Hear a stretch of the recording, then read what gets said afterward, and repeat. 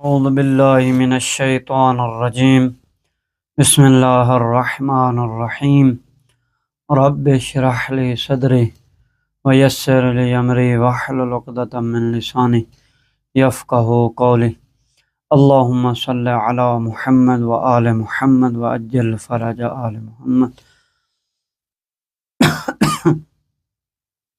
میرے سامعین گرامی، ناظرین گرامی، سب سے پہلے آج بہت بڑا مبارک دن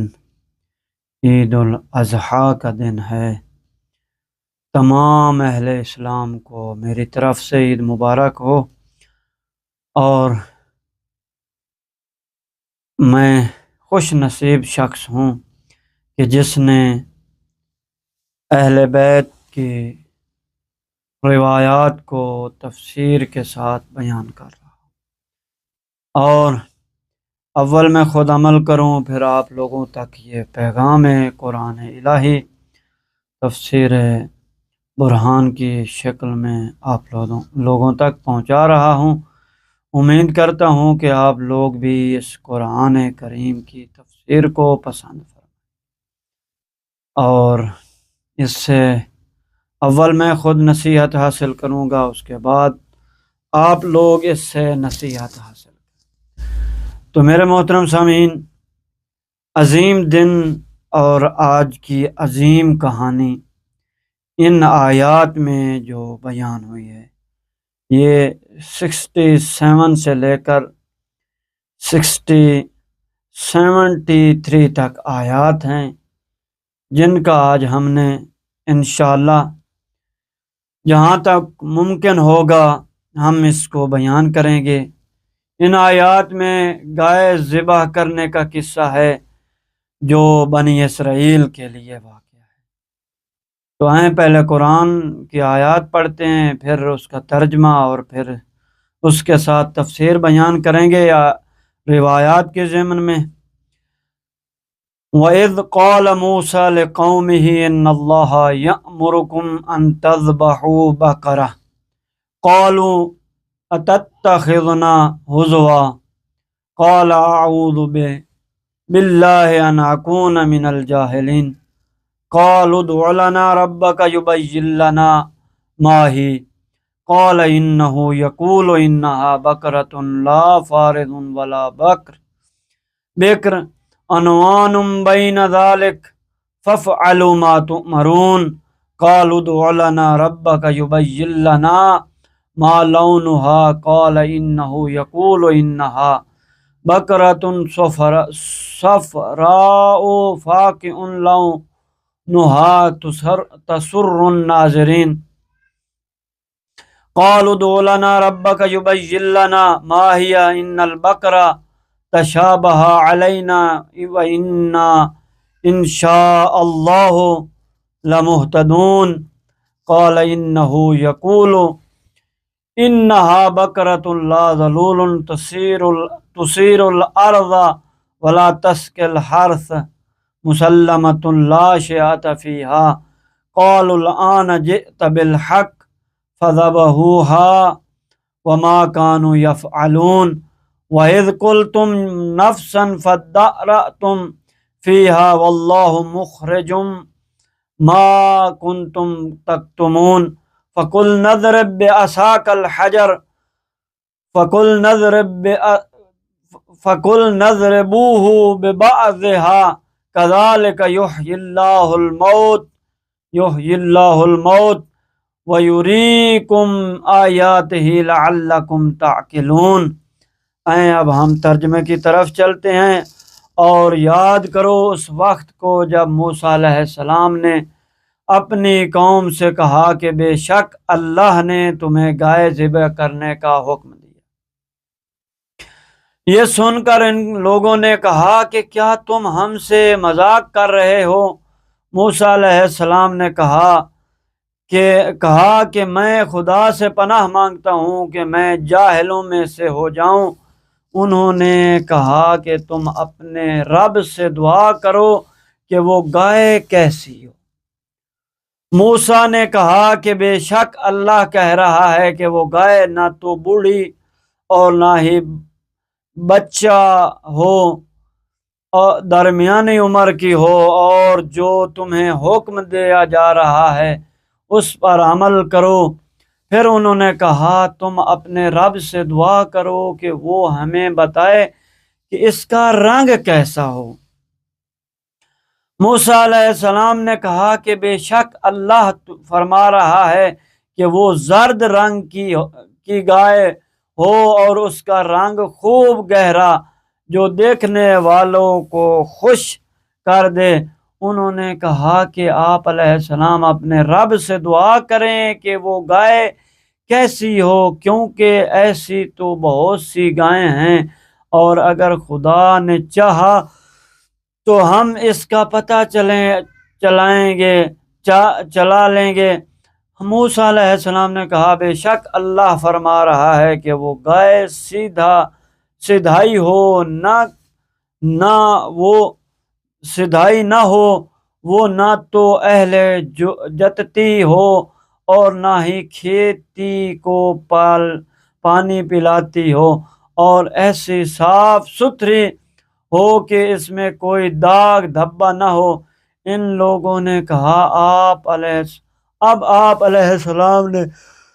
ٹھیک ٹھیک بیان کر دیا ہے۔ پھر انہوں نے گائے ذبح کر دی، حالانکہ وہ ایسا کرنے والے نہیں تھے۔ اور جب تم نے ایک شخص کو قتل کیا اور اس کے قاتل کے بارے میں آپس میں جھگڑا کر رہے تھے کہ جب کہ اللہ نے اس کو ظاہر کر دیا جس کو تم چھپا رہے تھے، پس ہم نے کہا کہ گائے کا ایک ٹکڑا لے کر اس لاش کو مارو۔ خدا اسی طرح مردوں کو زندہ کرتا ہے اور تمہیں اپنی نشانیاں دکھاتا ہے تاکہ تمہیں عقل آ جائے۔ تو اس جو واقعہ ان آیات کے ضمن میں بیان کیا گیا ہے، ان آیات کے ضمن میں اب ایک حدیث ہم نے جو امام حسن عسکری علیہ السلام نے فرمایا، اللہ تعالیٰ نے مدینہ کے یہودیوں سے فرمایا، یاد کرو اس وقت کو جب موسیٰ نے اپنی قوم سے فرمایا ان اللہ یأمرکم ان تذبحوا بقرہ، کہ اللہ تعالیٰ نے تمہیں حکم دیا ہے کہ تم ایک گائے کو ذبح کرو اور اس گائے کا ایک ٹکڑا اس مقتول کو مارو جو تمہارے درمیان ہے، حتیٰ کہ وہ حکم خدا سے زندہ و سالم ہو جائے اور تمہیں اپنے قاتل کے بارے میں خبر دے کہ کس نے مجھے قتل کیا ہے، اور یہ اس لیے کہ ایک مقتول کو تمہارے درمیان ڈال دیا گیا۔ پس موسیٰ علیہ السلام نے اس قبیلے والوں کو حکم دیا کہ وہ اللہ نے تمہارے لیے لازم قرار دیا ہے کہ تم میں سے 50 افراد اس بات پر قسم اٹھاؤ کہ ہم محمد و آل محمد کو جو تمام مخلوق سے افضل ہیں، ان کے نام اللہ جو شدید قوت والا ہے، اس کے بارے میں قسم اٹھاتے ہیں کہ ہم نے اس مقتول کو نہ قتل کیا ہے اور نہ ہی اس کے قاتل کو جانتے ہیں۔ اگر وہ اس کے بارے میں قسم اٹھاتے ہیں تو پھر وہ مقتول کی ودیت عطا کریں گے، اور اگر یہ انکار کرتے ہیں تو اس کے قاتل کی نشاندہی کریں تاکہ اسے قصاص کیا جائے، اور اگر وہ کچھ نہیں کرتے تو پھر ان کو قید خانے میں قید رکھا جائے یہاں تک کہ وہ یا قسم اٹھائیں یا اقرار کریں اور قاتل پر شہادت دیں، یعنی قاتل کو سامنے پیش کرتے ہوئے اس کے خلاف شہادت دیں۔ اس قبیلے کے لوگوں نے عرض کیا کہ اے موسیٰ، کیا آپ علیہ السلام ہمیں مال کے بدلے قسم یا قسم کے بدلے مال دینے کے لیے وقت دے سکتے ہیں؟ تو حضرت موسیٰ نے فرمایا نہیں، اللہ کا حکم ایسے ہی ہے، اور بس گائے ذبح کرنے کا واقعہ۔ اب ہم اس گائے ذبح کرنے کا واقعہ آپ لوگوں کے سامنے بیان کرتے ہیں جو اللہ نے ان آیات قرآن مجید ہے سورہ بقرہ کی آیت نمبر 67 سے لے کر 73 تک یہ بیان کیا ہے۔ اور اس کا واقعہ کچھ یوں تھا کہ بنی اسرائیل میں ایک گائے تھی جو بہت خوبصورت تھی، پاک دامن تھی، صاحب حسن و جمال تھی، اس کا اخلاق کامل تھا، پرہیزگار اور صاحب فضل تھی، اور اس کا خاندان بھی شریف تھا اور انتہائی درجے کا باحیا پردے دار تھی۔ اس کے خاندان میں اس کے 3 چچا زاد تھے، ان میں سے ایک عالم حیا دار اور صاحب فضل تھا، اور باقی 2 ایسے نہیں تھے۔ اس عالم نے اس عورت سے شادی کی خواہش کی جو اس عورت نے قبول کر لی، اور اسی دوران اس کے دوسرے حجاز چچا زادوں نے اس پر حسد کیا اور اس پر غضب ناک ہو گئے، کیونکہ اس عورت نے اس کو قبول کیا اور ان کو رد کر دیا تھا۔ پس ان دونوں نے اپنے اس چچا زاد کو جس پر وہ عورت شادی کرنے پر راضی ہوئی تھی قتل کرنے کا منصوبہ بنایا، اور ان دونوں نے اپنے چچا زاد کو دعوت پر بلایا، اور پھر دونوں نے مل کر اس کو قتل کر دیا، اور پھر ان دونوں نے اس کو اٹھا لیا اور بنی اسرائیل میں سے جو بڑا قبیلہ تھا اس کو راتوں رات ان کے محلے میں رکھ کے آ گئے۔ پس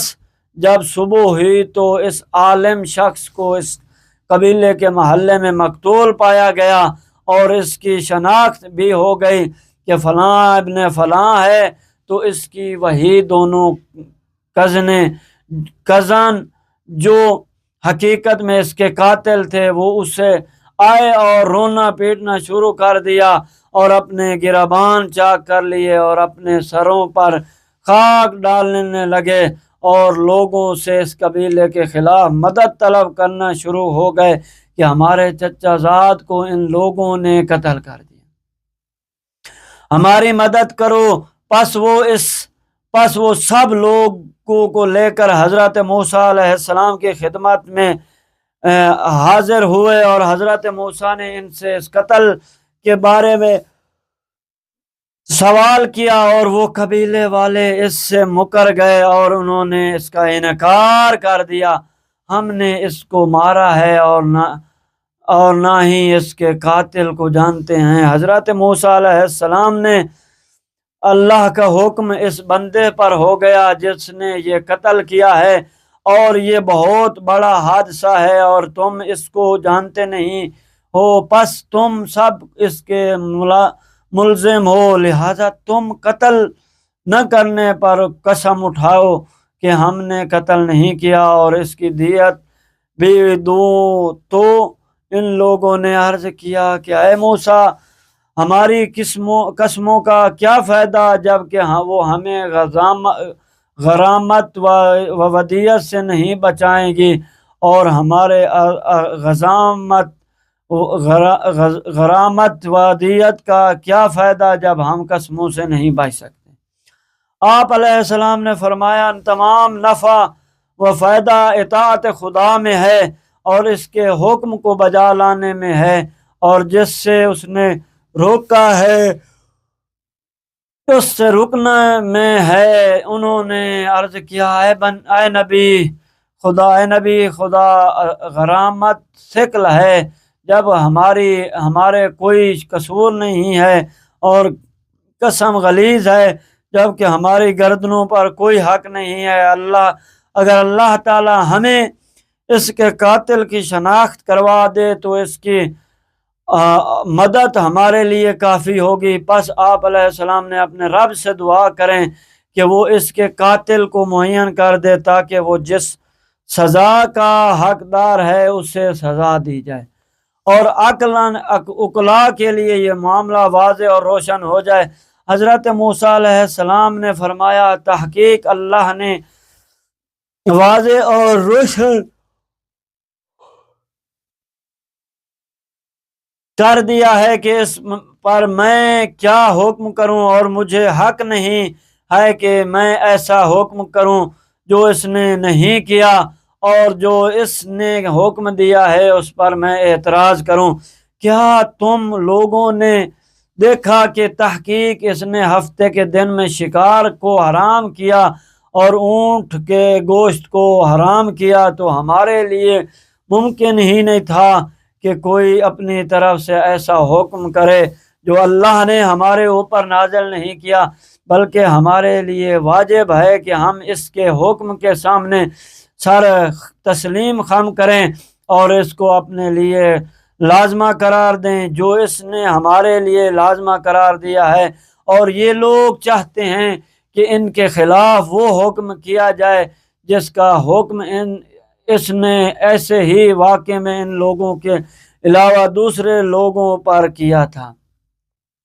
تو اللہ تعالیٰ نے حضرت موسیٰ کی طرف وحی فرمائی، اے موسیٰ ان کو جواب دو کہ اپنی طرف سے کوئی حکم نہیں لگائیں،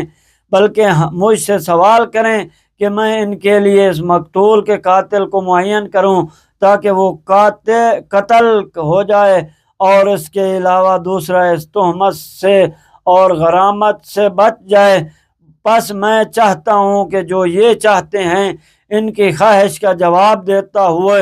آپ کی امت میں سے ایک بہترین و مختار بندے کے رزق میں وسعت دوں کہ جس کا دین و مذہب محمد و آل محمد پر درود پڑھنا ہے، جو محمد کے بعد علی علیہ السلام کو تمام مخلوقات سے افضل جانتا ہے، اس میں اس بندے کو اس دنیا میں اس عمل کی وجہ سے ان سے سب سے غنی و دولت مند قرار دینا چاہتا ہوں، تاکہ اس کا محمد و آل محمد کی تہذیب کرنے کی وجہ سے اس دنیا میں اس عمل کا بعض اجر و ثواب دوں۔ تو حضرت موسیٰ علیہ السلام نے عرض کیا کہ اے میرے اللہ، تو ہمارے لیے اس کے قاتل کو بیان و معین کر دے۔ پس اللہ تعالیٰ نے موسیٰ کی طرف وحی فرمائی، اے موسیٰ آپ بنی اسرائیل والوں سے کہہ دیں کہ اللہ تعالیٰ نے تمہارے لیے اس قاتل کو بیان کرے گا۔ پس اس نے تمہیں حکم دیا ہے کہ تم ایک گائے ذبح کرو اور اس کے گوشت کا ایک ٹکڑا اس مقتول کو مارو۔ پس اس کے بعد اللہ اگر یہ نہیں کرتے تو پھر جو ظاہری حکم ہے اس کے لیے اس کو اپنے لیے لازم قرار دو، اور یہی ہے جس کو اللہ تعالیٰ نے یوں بیان کیا ہے، وَإِذْ قَالَ مُوسَىٰ لِقَوْمِهِ إِنَّ اللَّهَ يَأْمُرُكُمْ، یعنی اللہ ان قریب تمہیں حکم دے گا ان تذبحوا بقرۃ، کہ تم ایک گائے ذبح کرو، یعنی اگر تم ارادہ رکھتے ہو کہ اس مقتول کے قاتل کے بارے میں جانو تو پھر اس گائے کا بعض حصہ اس مقتول کو مارو، پس وہ زندہ ہو جائے گا اور تمہیں اپنے قاتل کے بارے میں خبر دے گا۔ قالوا اتتخذنا ہزوا، انہوں نے کہا کہ اے موسیٰ کیا آپ علیہ السلام ہمیں مذاق کر رہے ہیں، ہمارا مسخرہ اڑا رہے ہیں، آپ گمان کرتے ہیں کہ اللہ ہمیں حکم دے رہا ہے کہ ہم ایک گائے کو ذبح کریں پھر اس کا ایک ٹکڑا اس کو ماریں، یعنی ایک مردے کا ٹکڑا دوسرے مردے کو ماریں تو ان دو مردوں میں سے ایک مردہ دوسرے مردے کے مس ہونے سے زندہ ہو جائے گا، یہ کیسے ہو سکتا ہے؟ تو حضرت موسیٰ علیہ السلام نے فرمایا اعوذ باللہ ان اکون من الجاہلین، میں اللہ سے پناہ طلب کرتا ہوں کہ میں جاہل لوگوں میں سے ہو جاؤں اور میں اللہ تعالیٰ کی طرف سے وہ حکم منسوب کروں جو اس نے نہ دیا